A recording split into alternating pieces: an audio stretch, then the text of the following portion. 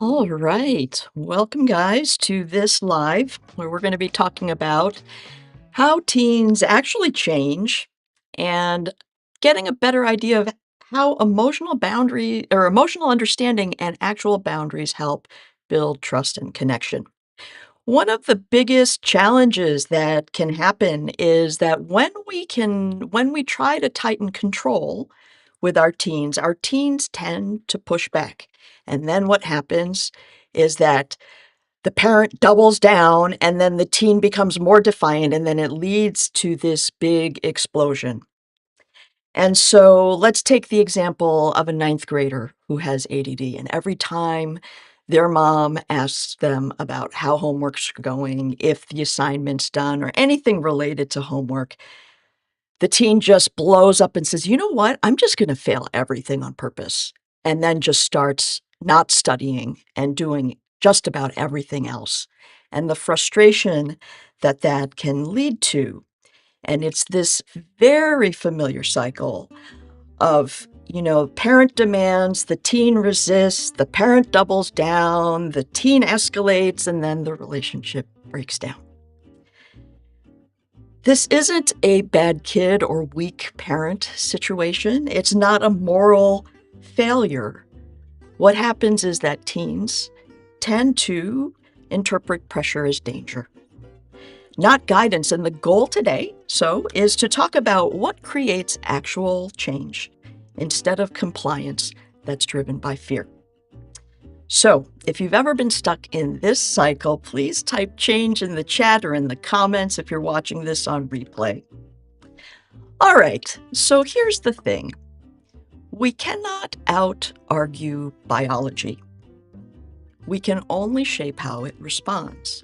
And so if we can understand the maturation process going on for our teens, what's happening is that their emotional processing center has come into full maturation, while their prefrontal cortex has not. So the emotional processing center prioritizes survival and belonging. And so that's where teens are primarily focused. The prefrontal cortex that's involved in planning, judgment, impulse control is still developing. So the emotional system, though, at the same time is firing instantly. So it's like our teen grows into a V8 engine emotionally, but only has a handbrake to kind of control things. So in conflict, teens are reacting. They're not responding.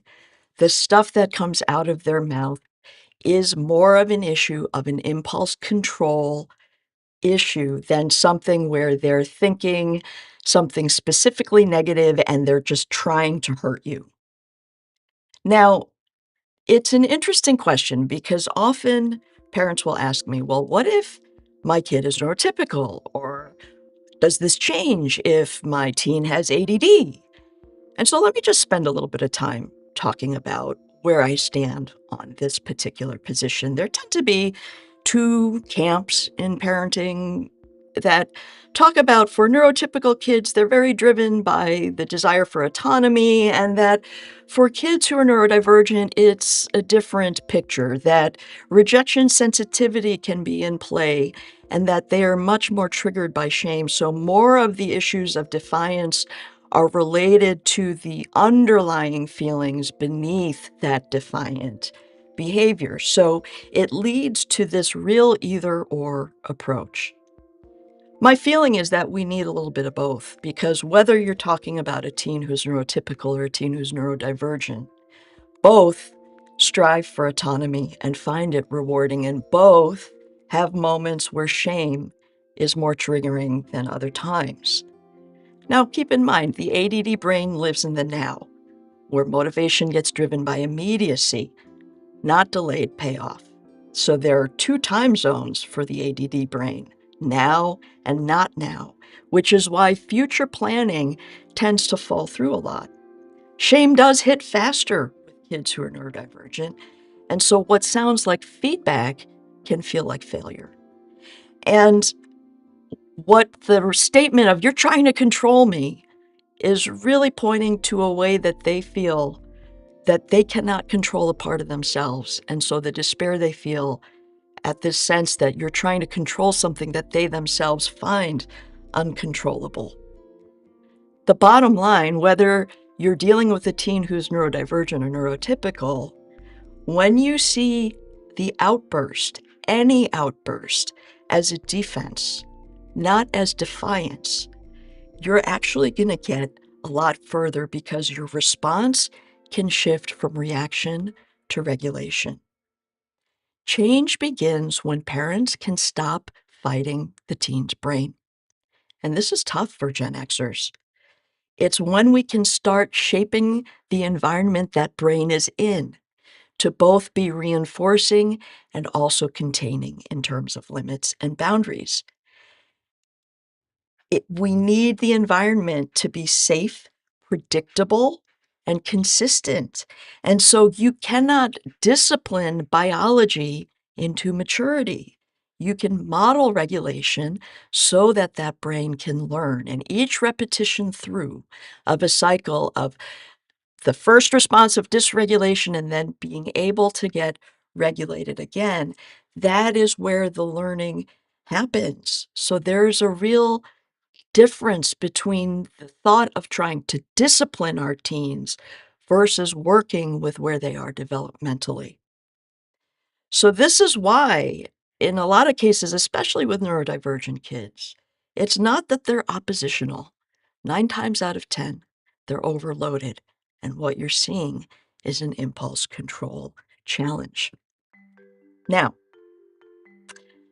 being understood is sometimes a very confusing thing to parents because a lot of times parents think that understanding our kids means coddling them. And the two couldn't be further, more different from one another. Empathy and understanding helps to regulate the brain.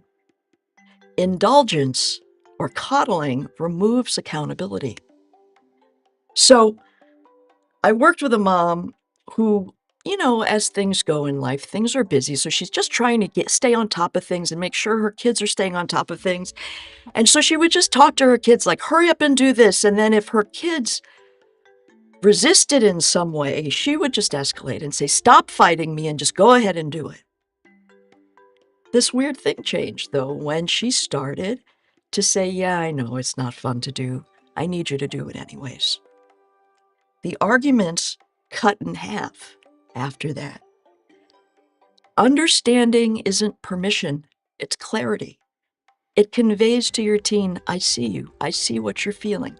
You're naming that feeling underneath that we're trying to get at when we're talking about defiant behavior.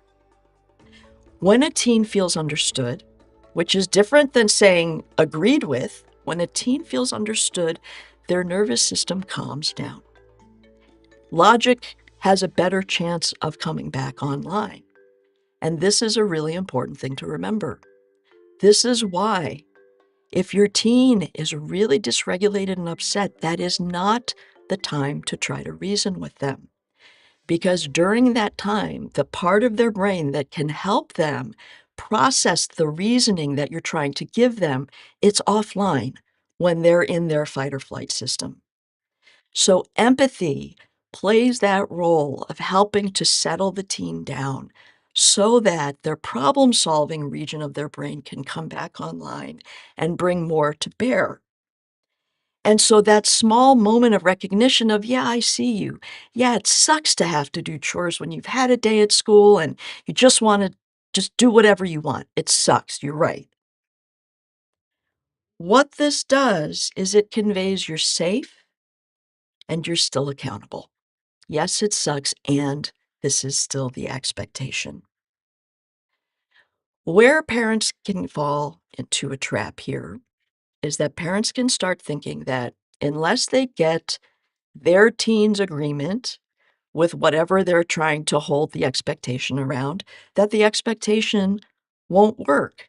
That if the teen doesn't say, yes, I understand why you're holding that boundary for yourself, or I understand why you're holding this expectation for me, that we have failed or that the boundary or expectation won't work. Please remember, you do not need to fix the feeling. When I say understand the feeling, it doesn't mean make the feeling go away.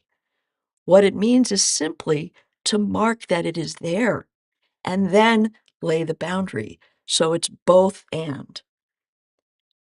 Don't worry about fixing the feeling, just name it and hold the boundary anyways. And so when we can stop moralizing the outburst and say, I can't believe how disrespectful our child is. He's your child. This is your teen who's doing this, as you argue with your co-parent. If we can stop moralizing, we can finally meet the emotion underneath. And when we can meet the emotion underneath, we can help start to settle them down. Now, understanding alone isn't enough because understanding can lead to this, well, I always need to give my teen whatever they want, and it falls into that trap of coddling. Boundaries are the other piece of this that contribute to the behavior change process. Limits done right create predictability, not control. And predictability is what safety feels like to a teen. Let me repeat that. Predictability is what feels like safety. So they may not say to you, oh, I feel so safe, but you can know that when they know, oh yeah, this is how they're going to respond to this request or this boundary violation or this unmet expectation, they can then settle down. So this really lit up for me with one father I was working with who he made a major shift. And instead of trying to pay attention to the 20 things he felt his daughter was doing wrong all the time, he decided that he was actually going to just focus on one boundary. And that was going to be, I'm checking your grades Sunday. You deal with your homework everywhere else. I'm not going to micromanage you. I'm not going to worry about how you're spending your time. And if the grades meet the expectation, then we'll be all right. And when that happened, his daughter settled down right away. They actually got into a more collaborative place where the daughter would actually share with her dad, when things would go positively. So boundaries, to be clear, say, here's what I will do and what I will not do. It is never, here's how you'll behave. Teens don't need perfect rules. They need consistent ones. And so this is especially the case for teens with ADHD. Neurodivergent kids, and honestly, I feel this is the case for all teens, they borrow our emotional regulation and our boundaries as a form of external regulation. They count on that until their own system matures. So again, boundaries are about what you will participate in. It is not about controlling the other person. So let's say you set the boundary and say, well, look, phones aren't available until after homework's done. And your teen says, you can't make me do my homework. The response is, you're absolutely right. And phones aren't free until homework is done. So there you acknowledge, yes, their autonomy, and you also acknowledge the limit that you're putting into place. This shifts the dynamic from a power struggle to one of a clear framework. It becomes predictable. So if we know that, okay, you can come home, you can decompress for an hour, but after that, phone goes away, and then you deal with your homework, and then phone can come back, for example. Over time, this consistency can replace chaos with trust. It is a way for parents to say, yeah, I'm steady in this, even though everything around you feels super stormy. So identify and think about your own family and where are there boundaries that you feel you could strengthen up? Or are there boundaries that you tend to fight over and it doesn't get anywhere productive? So think about that. And if your teen ever accuses you of being controlling, type control in the chat so we can talk about how to reframe that. All right. So let's talk about this actual change sequence. Change doesn't happen in the argument. Let's keep that in mind. Change never happens in the argument. It happens in the repair. And the repair is the one place where parents tend to skip. So the same ninth grader who is like, yeah, I'm not going to do my homework. I'm going to fail. You watch me, slams the door, and mom holds the limit clearly. Doesn't chase, doesn't do anything. And later the teen comes back around and says, I'm really sorry. And then mom, in the repair, is able to say, that's okay. These things can happen in relationships. I'm glad that we can recover from that. Can we talk now about what's going on with your schoolwork?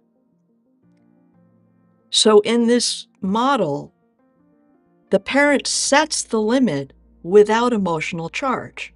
And remember, if you can keep in mind that their emotionality is not coming out of defiance, but an underlying feeling, often related to shame or other kind of uncertainty, you can do this without being emotionally charged.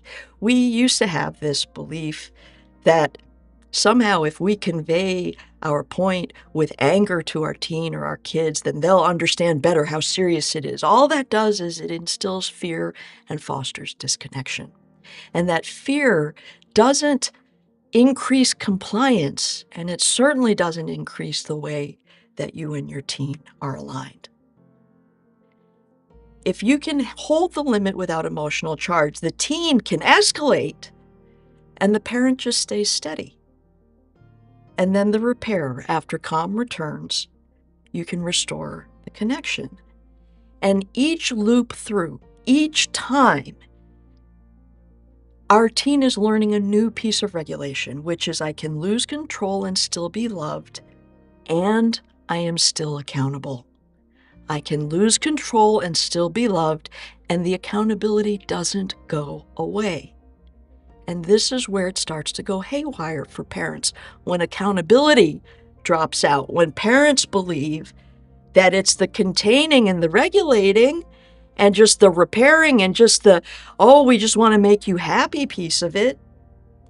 When the accountability drops away, it turns into a vicious cycle between parent and teen, where the teen withholds their engagement and the parent starts to feel like, oh my God, I'm losing connection.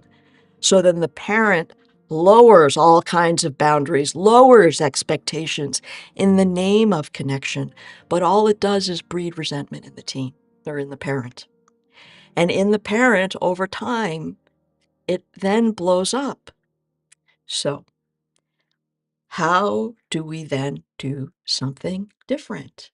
Because there is a way to move forward if you can understand that the goal is not that we're going to avoid conflict. Conflict is going to be there. The thing is, how effectively can we move through that conflict and help our teen learn through that repetition of something? All right. So let us talk about how then we actually put this stuff into action. So the reality is change happens through practice, rehearsal. It doesn't happen through an epiphany. And so here's one step. Pick one boundary, one limit to hold this week. Start small, because what matters here is the thing that you can hold consistently and with emotional steadiness. This isn't about scope. This is about follow through. And parents will say, but there are so many things that need to be addressed. The thing is, in your attempt to try to address everything at once, nothing's getting addressed. So pick one limit. Number 2, when you pick that limit and then you are implementing it, lead with empathy. End with consistency. So empathy first and round it out with consistency. So I get this rule frustrates you and the rule still stands. Step 3, follow through once. Don't repeat, Don't lecture, don't defend, don't implement the limit and then explain yourself and then need to talk and lecture and then try to get agreement. That's where it goes wrong. Just implement it and be done. Step 4, circle back. We both handled this better the last time, didn't we? So finding that time to repair, or, wow, that was a rough conversation. Do you think we can try again?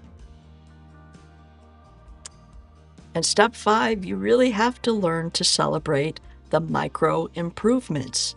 It's never going to be the case that you'll be conflict-free.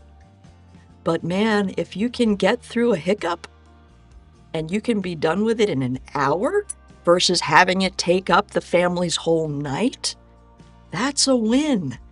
Take that, celebrate it. Look at and be like, look at what we managed to do. We got through that and it's only 9 o'clock. So have optimism and be able to be playful, because progress, for better or for worse, in adolescence is subtle. It's measured in small recoveries, not personal overhauls. This isn't The Biggest Loser. It's small, subtle changes. So, you are teaching stability, one repetition at a time, as our teens encounter every new expectation, every new limit, every new goal that they're trying to hit. We help provide that steadiness. So my challenge to you this week: hold one boundary, name one feeling, repair one rupture. So 111. Type steady if you're committing to one solid boundary setting this week, and let's see it in the chat or in the comments. All right. So what does this mean then overall? What it comes down to is that change for teens is about safety plus structure plus steadiness. Understanding is not the same thing as indulgence. Boundaries are not the same thing as control. And connection is not the same thing as weakness.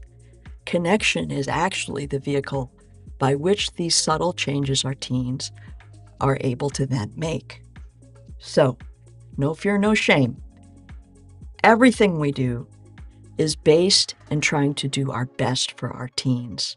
So rarely do we get to places of struggle with our teens thinking we're trying to screw them over or do the worst job. We do it out of our utmost love. That's never the question. The question is, do we have the knowledge and the practice to try something new? So I'm inviting you, try something new, one boundary, one limit, one repair. All right, and thank you so much for joining me today, and join me next week when we come again to talk about another topic related to parenting teens. And thank you very much.